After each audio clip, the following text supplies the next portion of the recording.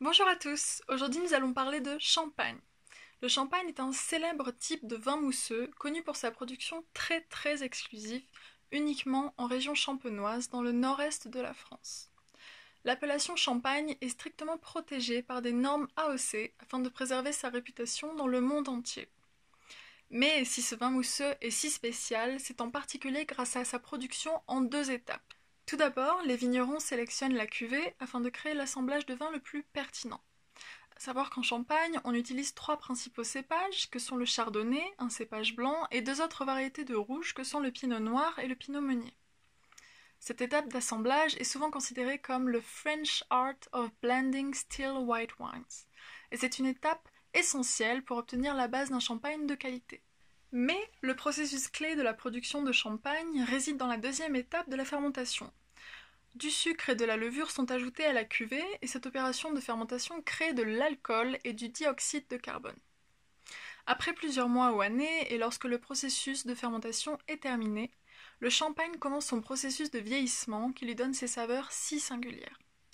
Ensuite, les bouteilles sont placées dans une position spéciale, la tête en bas, et tournées d'un angle précis tous les jours.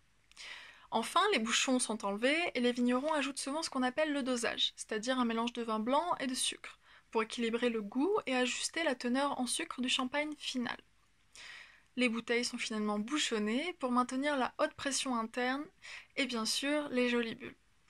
De nombreux critères peuvent varier d'un champagne à un autre, comme les cépages, l'assemblage, les millésimes ou même la composition du dosage qui renforcent l'unicité de chaque produit.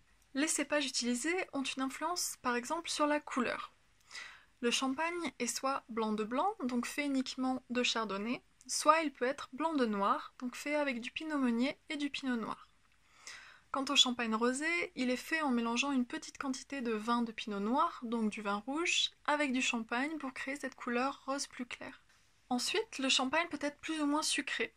Il peut être extra sec, brut, sec ou demi-sec.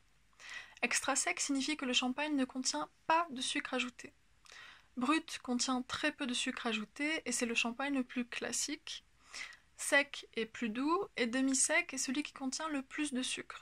Le champagne peut aussi être millésimé ou non. Millésimé signifie que tous les raisins utilisés proviennent de la même année. Non millésimé signifie donc que les raisins auraient pu provenir de n'importe quelle année. On remarque que le champagne millésimé est généralement plus cher à l'achat. Bien sûr, il existe d'autres types de vins mousseux. Par exemple, en France, il y a les créments, les clairettes. En Italie, il y a le prosecco et en Espagne, il y a le cava. Et ainsi de suite. Il n'y a que les régions et les processus de production qui varient. Finalement, le champagne peut avoir plusieurs goûts, plusieurs textures, et tout le monde peut trouver son champagne préféré, j'en suis sûre. Retrouvez notre collection de champagne Jean Select sur le site Ordelly Bottle.